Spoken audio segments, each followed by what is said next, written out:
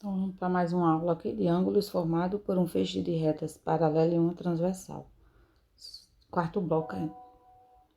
Então, nós temos aqui, né, ângulos formados por retas, certo? Aqui, ó, duas retas. Opa, deixa eu pegar aqui a caneta. Aqui, ó, duas retas, né? Outra reta aqui, cortada por uma transversal, certo? Então, a gente vê aqui o que são ângulos correspondentes. Então, os ângulos correspondentes, no caso aqui, seria, ó, que esse ângulo que tá fora, esse e outro dentro, tá vendo? Aqui, ó, e outro aqui, ó, certo? E assim por dentro. A gente vai tomar, vamos ver cada um deles aqui, tá? Na hora de responder, a gente vai ver cada um desses ângulos aqui. Vamos passar para a próxima. Aí aqui tá a definição de cada um. Que nós temos quando eles são correspondentes. Então, os ângulos, eles são correspondentes. Quando ele for correspondente, ele tem que estar nessa posição aqui, ó. Um fora, aqui, ó. E outro dentro. Então, a medida deles é igual. Vamos dizer, se aqui for 4, aqui também vai ser 4.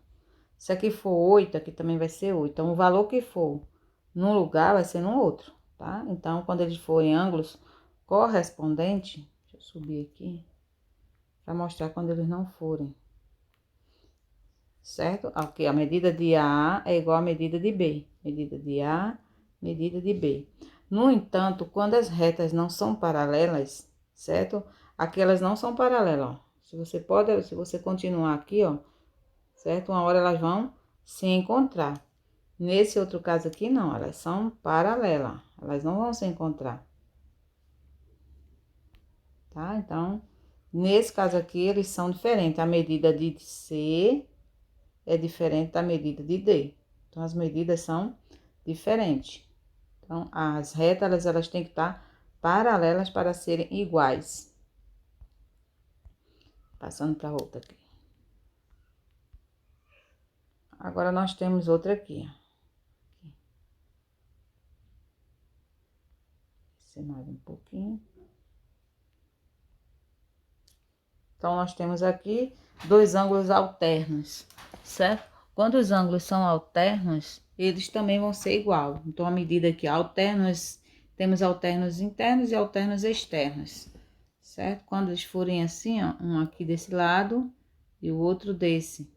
Então, temos um aqui externo e outro aqui interno e externo. Então, fora e dentro. Então, quando eles vêm desse jeito, as medidas deles também vão ser iguais. Se aqui for 8, aqui também vai ser 8. Se aqui for 7, aqui também vai ser 7. Então, a medida que for de um lado vai ser do outro. Isso é importante saber, porque para na hora de calcular, a gente ter entendimento com relação a esse valor dele, tá? Se a reta não for paralela, aqui, ó, no caso aqui ela não é paralela, certo? Ela não é. Eles não podem ser iguais, eles são diferentes, como mostra aqui. Então, de maneira geral, quando um par de retas paralela é cortada por uma transversal, temos que os pares de ângulos são correspondentes, têm medidas iguais. Então, os correspondentes vão ter medidas iguais. Alternos internos também terão medidas iguais, ó, como nós vimos aqui, ó. Os dois ângulos alternos, certo? Medidas igual. Alternos externos e internos, como eu mostrei nesse aqui. E o correspondente também tem medidas iguais. Então, vamos analisar outra aqui, os colaterais. Deixa eu descer aqui um pouquinho. Já os colaterais, a gente pode estar vendo os ângulos colaterais, certo? A soma deles vai dar 180. Então, o ângulo colateral é desse jeito aqui, ó. Quando eles estão os dois, mesma posição aqui, ó. Dentro, dentro, fora, fora. Tá? Então, a medida desse aqui, por exemplo, se eu tiver a medida desse aqui 90, certo? 90 graus, então eu tenho que diminuir de 180 para achar o outro. Então, isso aqui é 90, aqui vai ser 90. Vamos ver outro número. Se aqui por aqui... Deixa eu apagar.